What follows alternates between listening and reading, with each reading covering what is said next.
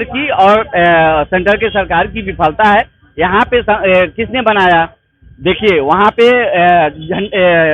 राम का किसने किया उद्घाटन, किसने किया भूमि पूजन, किसने किया? सबसे पहले दीदी आपका बहुत धन्यवाद। मैं बदायूं जनपद से हूँ, नवनीत नाम है। अखिलेश भैया को जन्मदिन मुबारक हो। और बीजेपी की हर बातें गलत हुई है। ये बीजेपी ने कहा था 2022 में आय दोगुनी हो जाए किसान हो, यार 2026 चल रहा है, 4 साल में कोई आय दोगुनी नहीं हुई है। और इनकी एमएसपी देखिए, यार डॉलर की कीमत देखिए। इन्होंने कहा था हर वर्ष 2 करोड़ नौकरी देंगे युवाओं को। हम भी युवा हैं, बीकॉम एमकॉम और बीएड के हुए हैं, हमको तो कॉकरोच कहते हैं। चलिए कोई बात नहीं। अभी अखिलेश भैया का बयान आया है, एक पत्रकार ने पूछा है कि 2027 का आगाज कैसा है, तो उन्होंने बोला है कि संकट हटाओ और बीजेपी हटाओ। नहीं, बीजेपी बिल्कुल हटेगी। समाजवादी पार्टी इंडिया गठबंधन सरकार बनेगी। कम से कम हम लोग 300 सीटें ला रहे हैं अखिलेश यादव जी, कम से कम, क्योंकि हम ग्राउंड पे जा रहे हैं और सर्वे कर रहे हैं। महिलाओं को भी सम्मान मिलेगा, पीडीए का सम्मान मिलेगा। बीजेपी वाले बताओ, राम मंदिर राम को ही नहीं छोड़ रहे हैं। आरएसएस बीजेपी वाले बताओ राम के यहाँ चोरी कर ले रहे हैं। ये नकली बाबा जी हैं, योगी जी जो बाबा है वो नकली है खुद, क्योंकि असली संत होगा वो राजनीति कभी नहीं करेगा, उसको सन्यासी होगा ना, वो खुद नकली बाबा। भैया कुछ कह रहे क्या? देखिए वहाँ टिन्नू यादव, कोई टिन्नू यादव भी थे। मैं बोल रहा हूँ कि जो वहाँ पे चोरी हुआ है, कोई जात या पात से कुछ नहीं होता है। वो जो वहाँ चोरी हुआ है, वहाँ पे जो मॉनिटरिंग सिस्टम है, मॉनिटरिंग सिस्टम ठीक से काम नहीं किया है। हमने वीडियो देख रहे हैं कि अब पीछे दिखा हो, तो पहले भी दिख रहा होगा। आज जो वीडियो दिख रहा है वो तो पहले भी दिखा होगा। जहाँ पे 200 करोड़ की चोरी हुई है और आज 10-15 दिन हो गया, सिर्फ 80 लाख रुपया ही रिकवर हुआ है। 7 लोगों की गिरफ्तारी हुई है। गिरफ्तारी किसकी हुई? जो गरीब लोग हैं, जो छोटे लोग हैं। 18,000 तनख्वाह पाने वाले के पास इतना बड़ा गाड़ी बंगला, इतना बड़ा कैसे हो गया? ये सब चीजें कैसे हो गई? तो ये सरकार की और सेंटर के सरकार की विफलता है। यहाँ पे किसने बनाया? देखिए वहाँ पे राम का किसने किया उद्घाटन, किसने किया भूमि पूजन, किसने किया? मोदी जी ने। झंडा ध्वजारोहण किसने किया? मोदी जी ने। आरटीआई ट्रस्ट को ये भी तो कह रहा है कि चोरी भी तो मोदी जी करा रहे हैं। सुनिए, आरटीआई को ट्रस्ट को आरटीआई से निकाला किसने? मोदी जी ने।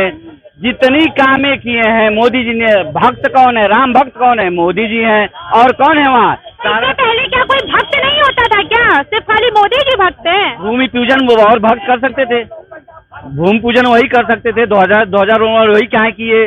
भूमि पूजन वही क्यों किए? पूजन क्यों किए? राम को ब्राह्मणों से करा देते ना। अरे ब्राह्मण आज का देखिए, एक जो पुजारी कोई भगवा पहन के बैठ जाता है तो ब्राह्मण थोड़ी ना है भाई। भगवा मतलब ब्राह्मण हो गया वो। चोरियां क्यों हो रही है? जो सच में पंडित होता है वो चोरी नहीं करता है। जो तनख्वाह पे रखे जा रहे हैं ना, अलग अलग के भाषा के अलग अलग लोग, अरे जात पात की नहीं है, लेकिन ये है जैसे रुद्र प्रताप हैं, गाली दिए जा रहे हैं, उनको जो मन में आ बोल रहे हैं, उनके पूरे खानदान को मार दो गोली। भरत यादव ने क्या, भरत भूषण तिवारी ने क्या गलत काम किया है जिसको आप पूरे खानदान को मार दोगे उठा के गोली? काहे मार दोगे भाई? तुम्हारे खानदान को कोई नहीं मार देगा।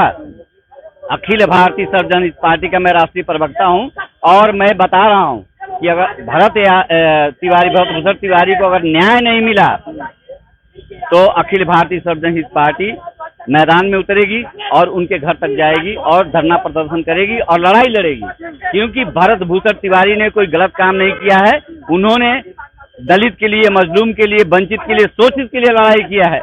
वो खुद गरीब थे, लेकिन उन्होंने हिंदुत्व की रक्षा करने के लिए पदयात्रा भी किया। बहुत सारे वीडियो ऐसे ऐसे आ रहे हैं। कभी उन्हें, जब उन्होंने सरेंडर कर दिया, आप गोली क्यों मारे? आपको लग रहा था कि आदमी हमारे ऊपर भारी पड़ जाएगा। आज पूरे भारत के लोग उसके घर जा रहे हैं। क्या बेवकूफ है वो? एक पूरे भारत के लोग उसके घर क्यों पहुंच रहे हैं? मतलब जितने इंडिया में लोग हैं सब बेवकूफ हैं? बताइए, ऐसा तो नहीं है ना कि भारत में जितने लोग हैं वो सब गरीब हैं। आप किसी को भी उठा के गाली दे दीजिए। यहाँ का पर्सनल हो गया है कि किसी भी लोगों को गाली दे दो उठा के।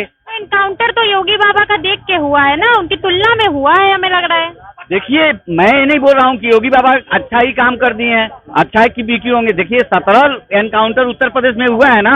17 एनकाउंटर में अगर अच्छी तरह से जांच की जाए तो उसमें भी कोई भरत भूषण होगा, उसमें भी कोई भरत भूषण निकल आएगा कि जिसका कोई गलती नहीं होगा, उसका एनकाउंटर कर दिया गया। तो मैं तो बोल रहा हूँ कि इसकी भी सुप्रीम कोर्ट से उसके भी न्याय किया जाए। हाँ, हर जगह मतलब भाजपा का जो कहानी चल रही है आजकल, मैं किसी का विरोध नहीं कर रहा हूँ। जहाँ पे देख लीजिए, आँख खोल के देख लीजिए, हर जगह केवल गलत गलत गलत। बिहार देख लीजिए उठा के, आप उत्तर प्रदेश की उठा के देख लीजिए, दिल्ली देख लीजिए, जहाँ देखिए वहाँ सिर्फ गलत तो चल रहा है। अगर भरत भूषण को न्याय मिल जाता, कहाँ कोई बोलता, कहाँ इतने लोग आते। हाँ, वो बेचारा ले जाकर सुधार गृह में उसको खड़ा करिए, जो कुछ भी होगा उसकी दवाई कराइए।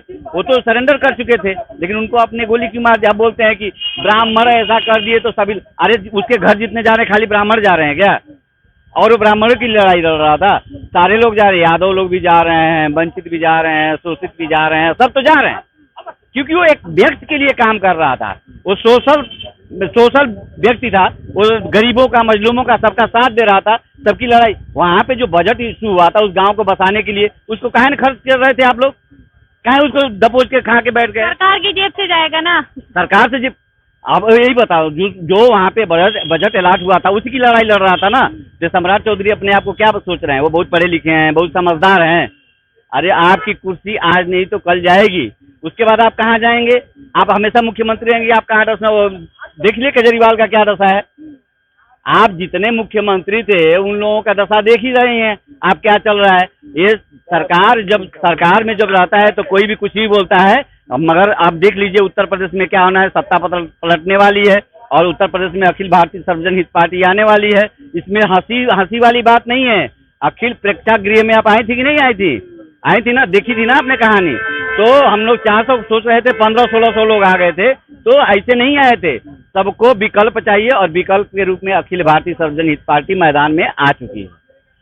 तो जिस तरह से आज प्रदेश भर में जन्मदिन मनाया जा रहा है अखिलेश यादव जी का, और वहाँ का मंजर जो है, हाँ एक मैं अपने सूबे के पूर्व मुख्यमंत्री, ये तो हम लोग विपक्ष में तो बोलेंगे ही, उनको मैं अपने सूबे के पूर्व मुख्यमंत्री और यशस्वी मुख्यमंत्री, पढ़े लिखे, जो प्रदेश को भी अच्छा चलाए हैं, उनको मैं जन्मदिन की हार्दिक शुभकामनाएं देता हूं। उनकी मैं बहुत कदर करता हूं, इज्जत करता हूं और मैं चाहता हूं कि अगली बार वो मुख्यमंत्री भी बन जाएं।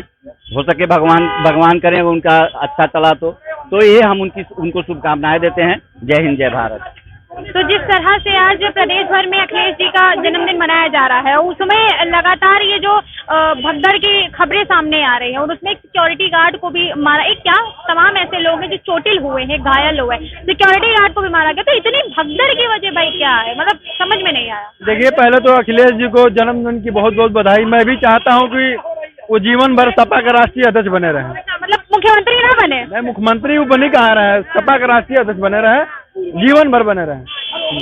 अब रही बात मुद्दे की, बता रहा हूँ, वहाँ पे जब लाठी डंडे चले तो वहाँ पे जो उनकी प्रशासन थी, जो उन्होंने रखा था प्रशासन को वहाँ पे, और उनके लोग, वो भीड़ को काबू नहीं कर पाए।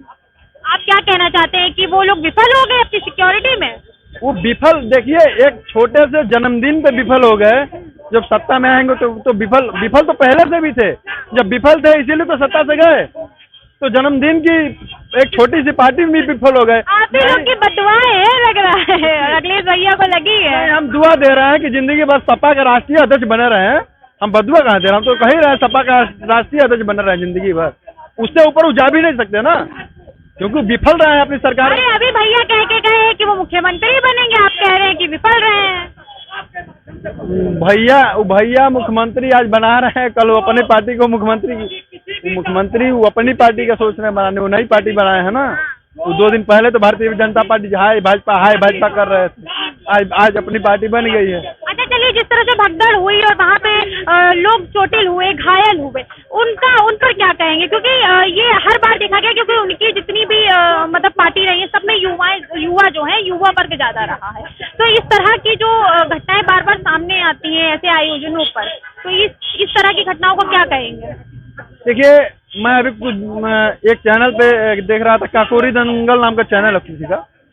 मैं देख रहा था, वो जाके वहाँ पे लोगों से, भारतीय जनता पार्टी सपा कार्यालय पे जाके लोगों से बयान ले रहे थे।